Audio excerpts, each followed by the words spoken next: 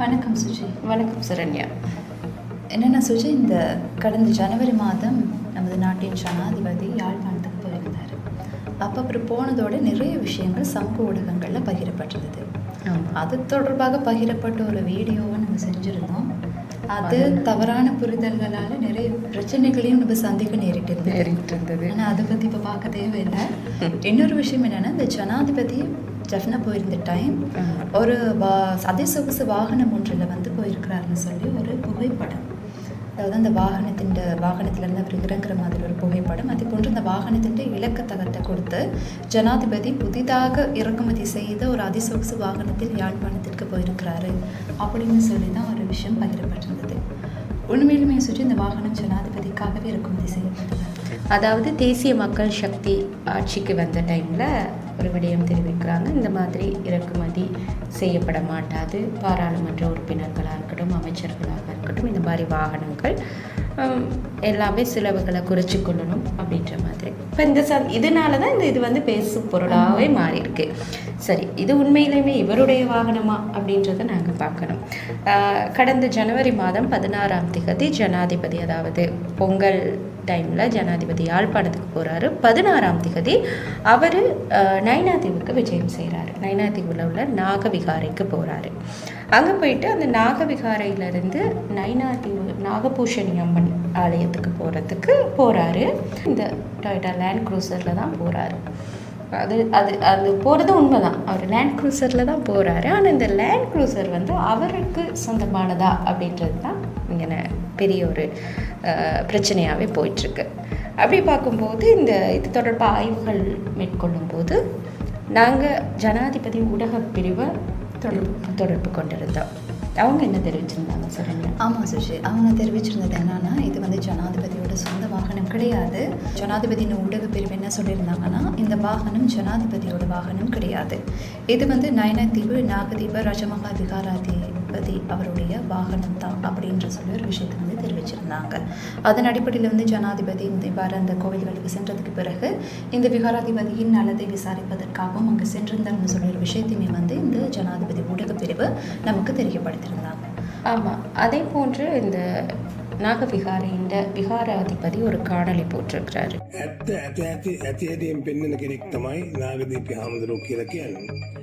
ඇත්තෙන්ම එදා අනුරුද්ධ දිසානායක ජනාධිපතිතුමා කෝවිල ළඟට ගියේ මගේ වාහනේ.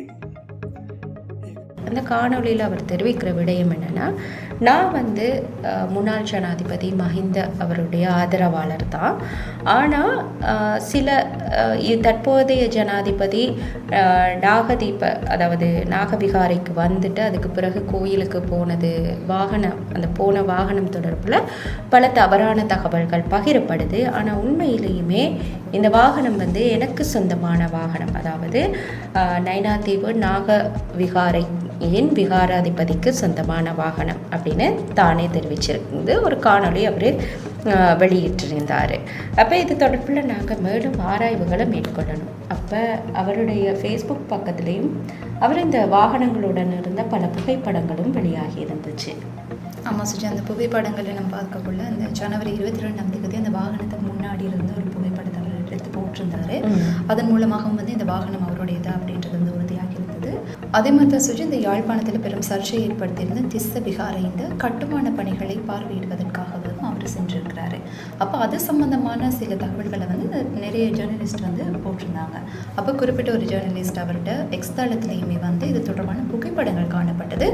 அந்த புகைப்படத்திலையுமே வந்து இந்த தேரர் வந்து இந்த வாகனத்தோடு இருக்கின்றது போன்ற புகைப்படங்கள் வந்து இருந்தது. அதன் அடிப்படையிலும் வந்து உறுதியானது என்னன்னா, இந்த வாகனம் இந்த தேரருடையது தான் அப்படின்றது வந்து உறுதியானது. ஆமாம், அப்போ ஓவராலாக ஜனாதிபதி யாழ்ப்பாணத்துக்கு போனதோட பல சர்ச்சையான தகவல்கள், பல தவறான தகவல்கள் சமூக ஊடகங்களை பகிரப்பட்டிருந்தது. அது தொடர்பான உண்மை கண்டறியும் ஆய்வுகளையும் நாங்கள் மேற்கொண்டு இருந்தோம். இது தொடர்பான தகவல்களை நீங்கள் எங்களோட ஃபேக்ட்ரிஸ் இன் ஸ்ரீலங்கா தமிழ் அப்படின்ற எங்களோட இணையதளத்துக்கு போனீங்கன்னா பார்க்கக்கூடியதாக இருக்கும். ஜனாதிபதி கடந்த ஜனவரி 16ஆம் தேதி தனது யாழ் விஜயத்தின் போது நைனா தெருவில் இருக்க நாகவிகாரைக்கு போகிறாரு. அங்கே போயிட்டு வழிபாடுகளில் ஈடுபட்டதுக்கு பின்னர் அவர் விகாராதிபதியிட நலனை விசாரித்து விட்டு அங்கேருந்து அவர் போகிறாரு நாகபூஷணி அம்மன் கோயிலுக்கு. அந்த கோயிலுக்கு போகும்போது விகாராதிபதி தன்னுடைய சொந்த வாகனத்தை கொடுக்குறாரு ஜனாதிபதிக்கு. அந்த இடத்துல இருந்து நாகபூஷணி அம்மன் ஆலயத்துக்கு ஒரு குறிப்பிட்ட தூரம் இருக்குது. அந்த தூரத்தை கடந்து போகிறதுக்காக அவர் வாகனத்தை கொடுக்குறாரு. எனவே அந்த வாகனம் ஜனாதிபதிக்கு சொந்தமான வாகனம் இல்லை, அவருக்காக இறக்குமதி செய்யப்பட்ட வாகனமும் இல்லை. இது